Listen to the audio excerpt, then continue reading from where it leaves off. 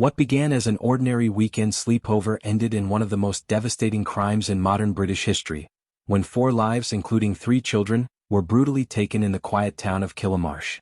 The community was left shattered, and the chilling details of the tragedy would later reveal a calculated act of violence masked by familiarity and trust. It was supposed to be a carefree weekend, an ordinary sleepover between close friends.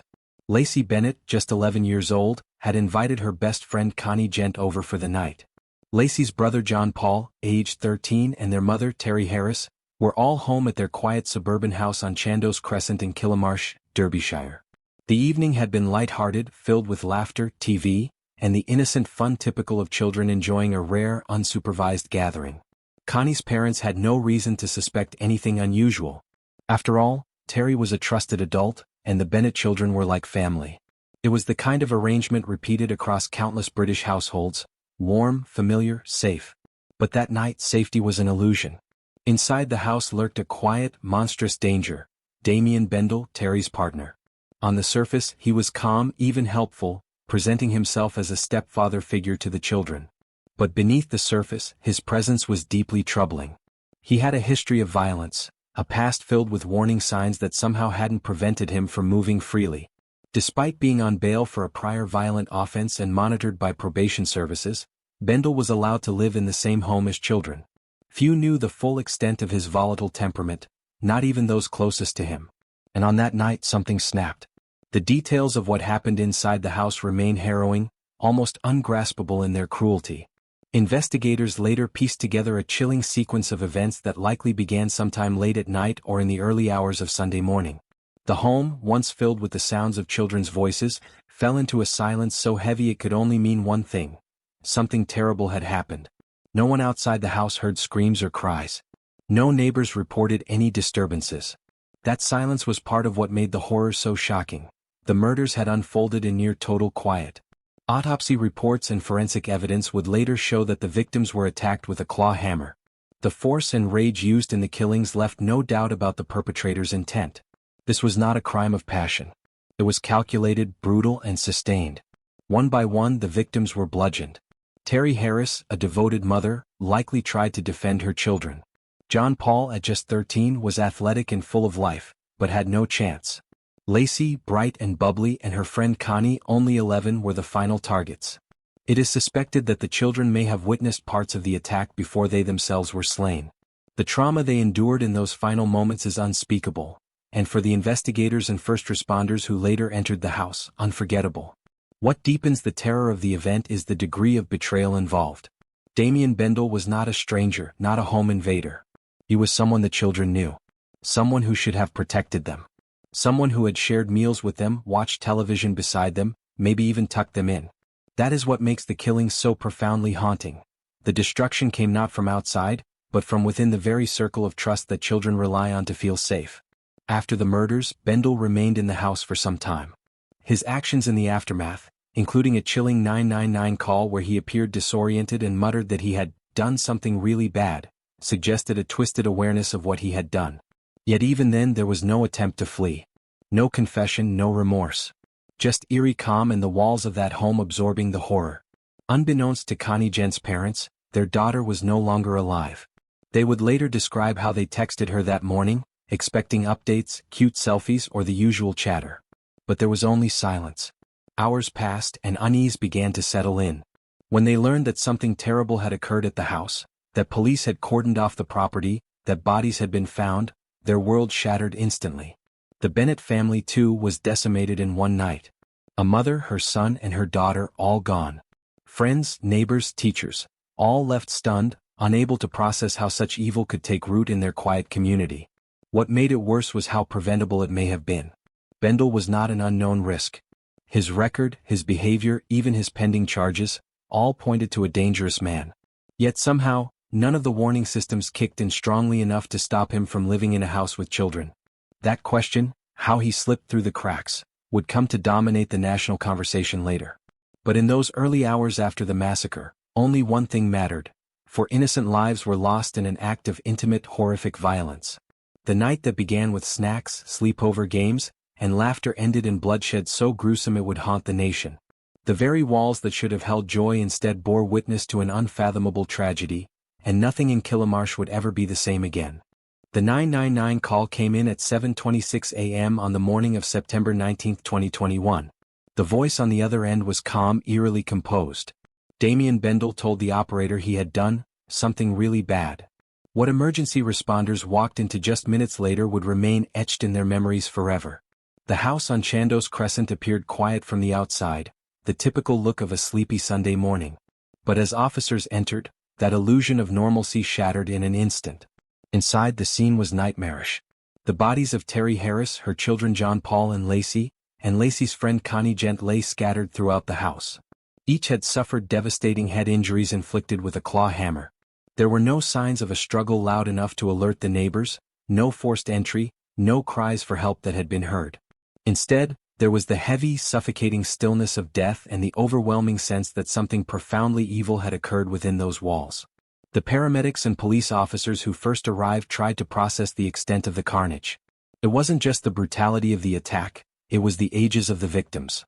Children so small and defenseless had been targeted. Their bodies bore the unmistakable signs of extreme violence. The hammer, the murder weapon, was found at the scene. Blood was spattered across the walls and floors. The officers knew immediately they were looking at something beyond comprehension. As word spread, the police cordoned off the street.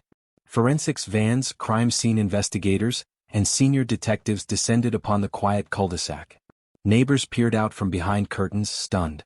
Some wept openly on the street. Others stood in silence, clutching cups of coffee with trembling hands. How could this happen here, in their town, on their street?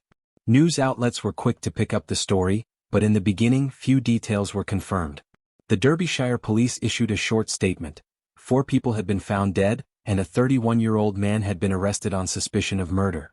The names of the victims weren't immediately released, but rumors spread quickly in the tight-knit community. People feared the worst, and within hours their fears were confirmed. The grief that followed was unlike anything Killamarsh had ever seen. A memorial formed outside the house almost immediately. Flowers, stuffed animals, candles, and handwritten notes began to pile up along the police tape. Children left drawings. Parents clutched their own kids more tightly. Strangers stood in long, silent lines to pay their respects. The sheer volume of tributes spoke to the depth of the community's shock. At school, Lacey, John Paul, and Connie's classmates were informed with great care. Counselors were brought in. Some students cried inconsolably. Others sat in stunned silence, unable to believe that their friends were gone. Teachers, too, struggled to find the right words. There were no easy answers to offer, no way to explain how such darkness could enter their young lives so suddenly. The vigils that followed were deeply emotional. Hundreds gathered to light candles, sing hymns, and share memories of the victims. The community held each other close, trying to find strength in collective mourning. There were moments of silence that stretched long and heavy into the cold evenings. Family members of the victims attended, often unable to speak, their faces hollow with shock. A local vicar described the event as the darkest day in Killamarsh history. As detectives began piecing together the timeline of the murders, more horrifying details emerged. It appeared that all 4 victims had been killed in a short window of time. Forensic evidence indicated that the children may have been awake when the attacks began. This revelation sent another wave of horror through the public. The thought that these young victims had witnessed their loved ones being killed before facing the same fate themselves. The media coverage intensified. The BBC, ITV, and Sky News sent crews to cover the unfolding tragedy. National newspapers featured front-page stories with photographs of the smiling children, contrasting painfully with the violent way their lives were taken. Interviews with neighbors, friends, and family painted a picture of joyful, vibrant kids who had their whole lives ahead of them. Lacey loved gymnastics. John Paul was sporty and funny. Connie was described as kind and full of life. The contrast between who they were and what had been done to them was almost too much to bear. In the days that followed, the focus turned to Damien Bendall. He had been arrested at the scene and taken into custody. But for the grieving families and community members, his motives, his past, and even his punishment were secondary to the deep emotional crater left behind. The scale of loss was immeasurable. 4 lives stolen. Generations of trauma triggered. Trust in the safety of home and family destroyed. One mother, standing outside the home days later, said through tears, "This could have been any of our children. A sleepover. That's all it was. A sleepover." Her words captured the core of the tragedy, The way ordinary life had turned on a dime into a horrifying nightmare. Killamarsh became a symbol of national mourning. From parliament to schools to local churches, tributes poured in. But no tribute could bring back what had been lost. As the investigation moved forward and the legal process slowly began, the community was left to pick up the pieces of a shattered piece, haunted by a simple, cruel truth. No one had heard a thing, and by the time anyone realized what had happened, it was already too late. Damien Bendall was not an unknown entity to the criminal justice system. By the time he moved into Terry Harris's home on Chandos Crescent, he already had a history of violence, a record of disturbing behavior, and was known to multiple agencies. He had previously served time in prison. He was also under investigation for another violent offense at the time of the Killamarsh murders. Yet despite all these warning signs, despite the red flags waving furiously in plain sight, he was allowed to live with a mother and her 2 young children. The question of how such a dangerous man could be overlooked would soon become the most disturbing part of this tragedy, a systemic failure that led directly to a massacre. Bendall had been convicted of arson and grievous bodily harm in the past. He had reportedly hit a man over the head with a metal bar during one such incident. His record labeled him as a high-risk offender. Still, he was granted bail while awaiting trial for another alleged violent crime. Even more disturbing, that bail arrangement allowed him to live with Terry, who was unaware of the full extent of his past, and in proximity to her children. The probation service, tasked with assessing the risk posed by individuals like Bendall, had failed to flag him as unfit to live with vulnerable people. There were misjudgments in his risk categorization. There were lapses in supervision. He slipped through every safety net that was supposed to catch someone like him. After the murders, these failures came under intense scrutiny. A damning review of the probation service's handling of Bendall's case revealed what many feared. He should never have been placed in that house. He should never have been granted bail without strict conditions. Multiple opportunities to intervene had been missed. One senior official would later state that Bendall was one of the most dangerous individuals they'd ever encountered, and yet this information had either been overlooked, undervalued, or lost in bureaucratic processes.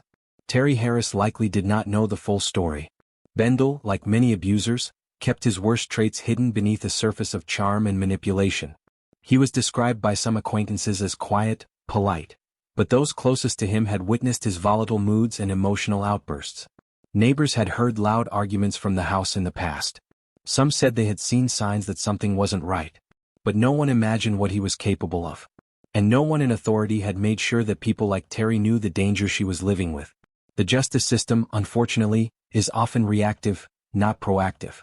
It responds after the damage is done. But in this case, there were so many indicators that Bendall was dangerous that people began to ask, how many more chances do authorities need to act before it's too late? Reports surfaced that he had previously exhibited controlling and coercive behavior. He had allegedly shown interest in violent ideologies, and there were even rumors he had discussed committing serious harm. All of these signals should have led to closer scrutiny.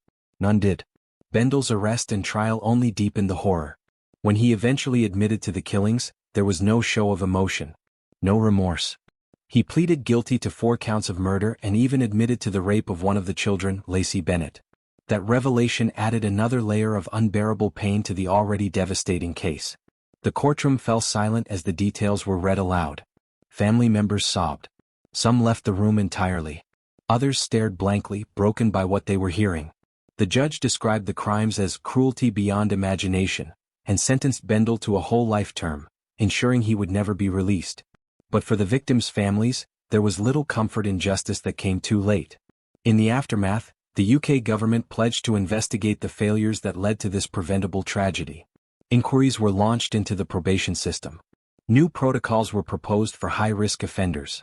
There were promises that no similar mistakes would ever be allowed again. But for many, those promises rang hollow. The damage was already done. 4 lives had been lost, 3 of them children, because no one acted when they should have. What sets this case apart is not only its brutality but the clarity with which it highlights institutional collapse. The system was supposed to protect people like Terry, John, Lacey, and Connie. Instead, it enabled their killer. Each oversight, each missed evaluation, each assumption of low risk allowed Damien Bendall to get closer to carrying out the unimaginable. Today, people still ask how he was allowed to slip through.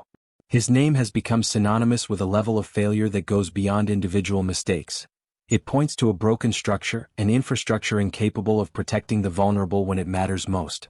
Memorials now stand in Killamarsh. Trees have been planted. Plaques inscribed with the names of the victims have been placed in parks and schoolyards. These acts of remembrance are heartfelt, but they are not enough. Not when the root cause of the tragedy, institutional negligence, remains a threat for others. The haunting reality is this: Damien Bendall didn't act in isolation. His violence was enabled by silence, missed warnings, and official inaction. And while he may die in prison, the lessons of his crimes must live on, unforgotten and urgently studied, because the cost of forgetting them has already been far too high.